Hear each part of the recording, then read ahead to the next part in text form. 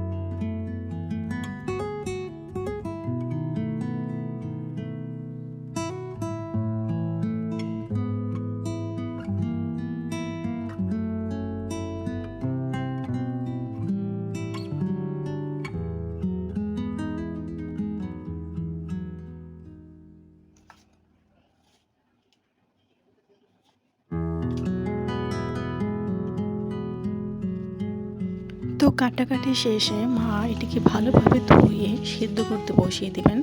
আজকে কিন্তু মাটির চুলায় মা রান্না করবেন। কচু শাক সিদ্ধ করার সময় কয়েকটা আম পাতা দিয়ে নেবেন, কারণ এভাবে সিদ্ধ করলে নাকি কচু শাকটি খেতে আর গলায় চুলকাবে না, এমনকি গলায় জ্বলবেও না।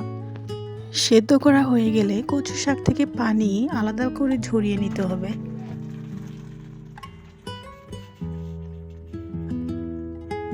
কড়াইয়ে তেল গরম হয়ে গেলে প্রথমে 2টে চেপা শুটকি, এরপরে পেঁয়াজ বাটা, রসুন বাটা আর 2টা তেজপাতা দিয়ে নেড়ে চেড়ে নিতে হবে।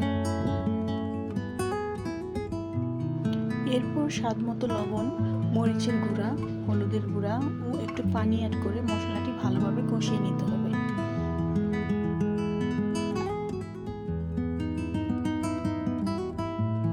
এরপর সিদ্ধ করে রাখা কচু শাকটি দিয়ে দিল। কিছুক্ষণ নেড়ে চেড়ে ঢাকনা দিয়ে ঢেকে দিতে হবে।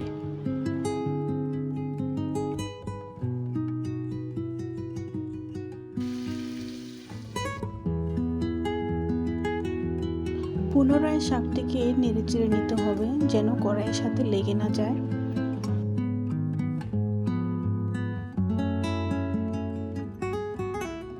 এইভাবে অনবরত নেড়ে চেড়ে নেওয়ার পর শাকটি রান্না হয়ে গেল।